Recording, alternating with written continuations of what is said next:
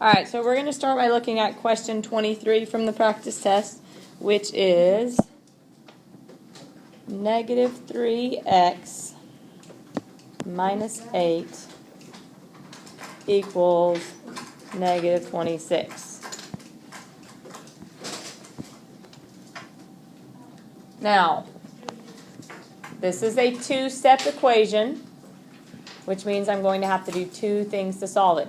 What's the first thing I'm going to need to do to solve this equation? Austin? Good. I'm going to add 8 because we always get rid of the addition or subtraction first. So I'm going to add 8 on both sides. When I add it on the left side, then the 8 simply cancel out, which means what do I have remaining on the left-hand side of my equation? Negative 3x. Be careful, don't lose negatives. Okay? And then on the right-hand side, I have negative 26 plus 8.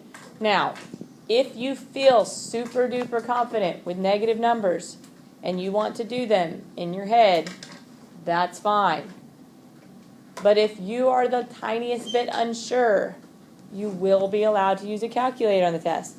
So don't get a question wrong that's with negative numbers just because you're just like, I don't need no stinking calculator. Okay? You have it. Feel free to use it if you need it. But again, it's great if you don't need it. But only don't need it if you really don't need it. Okay? You don't want to get points knocked off because you accidentally added it when this case it acts like subtraction.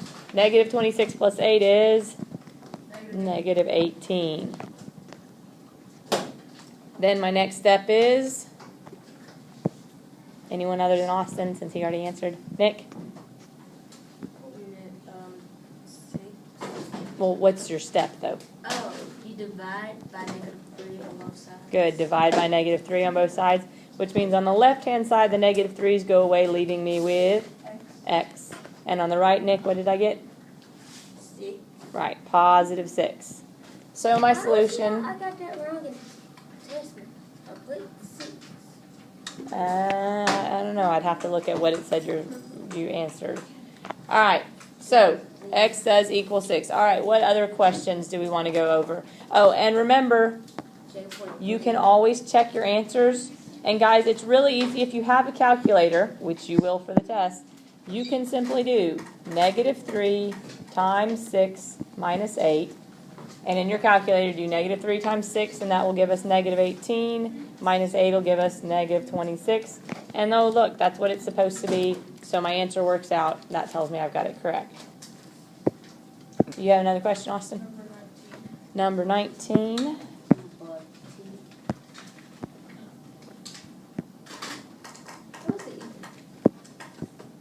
Oops.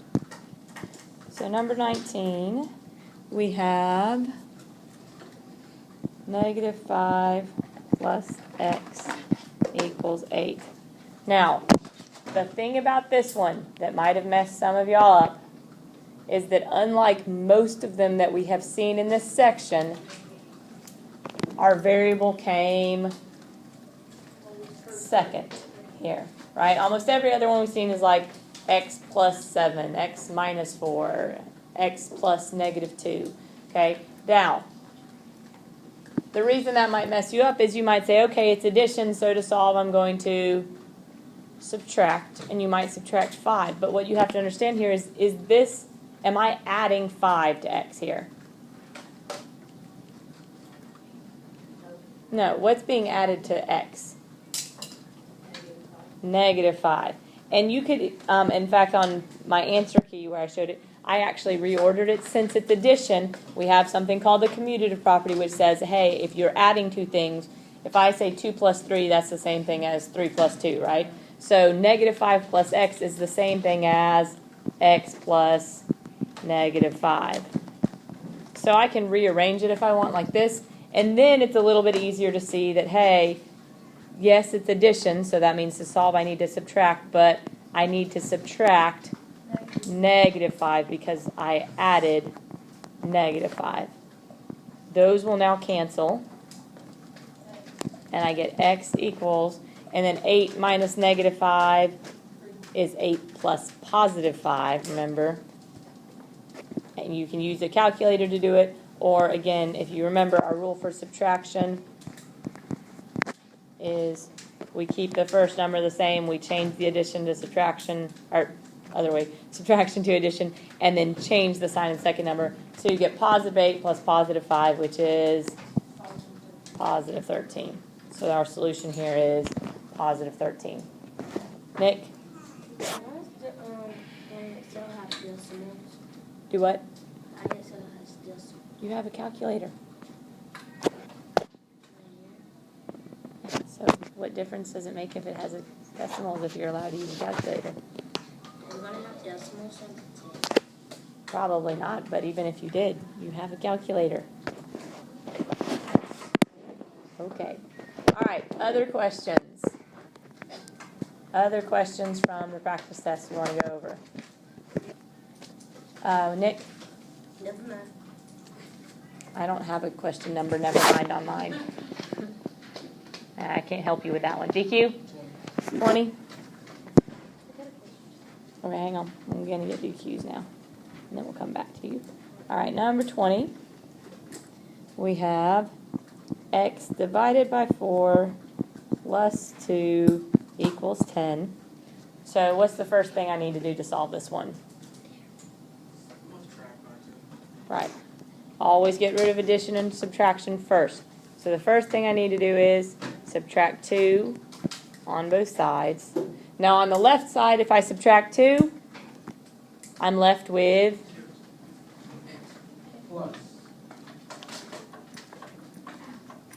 what's left?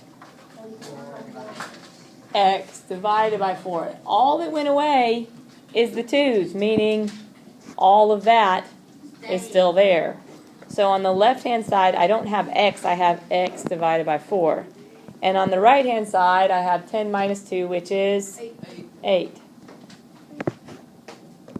Now from there, now I have a one-step equation. This is division, so to solve I need to multiply. So I'm going to do times 4, which means on the other side I also do times 4. The 4's will cancel, leaving me with just x now, right? That's the only thing left on the left side. And on the right-hand side, 8 times 4 is 32. What number was that? Number 20. And again, remember, you can always check in your calculator pretty quickly. My equation was x divided by 4, so 32 divided by 4 plus 2. And you can put that in your calculator. 32 divided by 4 gives us 8 plus 2 is 10, which is what it's supposed to be. So that tells me that my solution is correct. So, it's a really easy way before you actually turn your test in to double check and make sure that your answers are correct. All right, Austin. Okay, yeah. Number 1.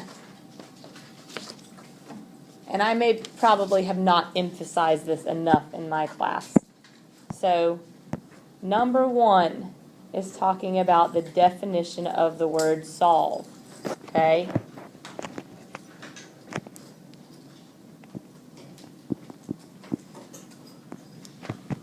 If I have this problem, 3 plus 2, we wouldn't tell you to solve this. We would tell you to evaluate it, or answer it, or add it, but we would not tell you to solve it. Solve is a word that is specifically reserved in math for equations, okay?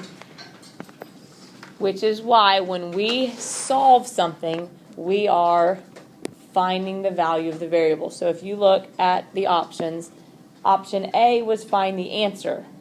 Well, yes, that is the answer to that question, but the answer to the question is the value that the variable has to have in that equation.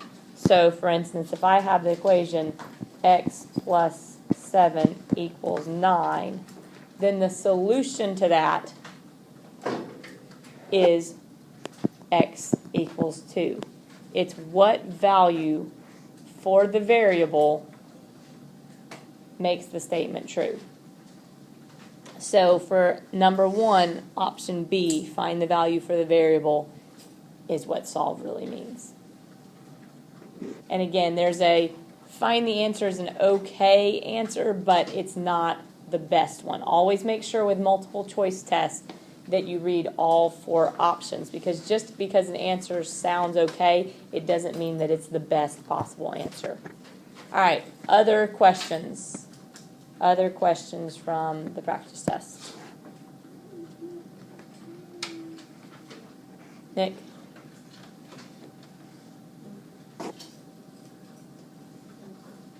No?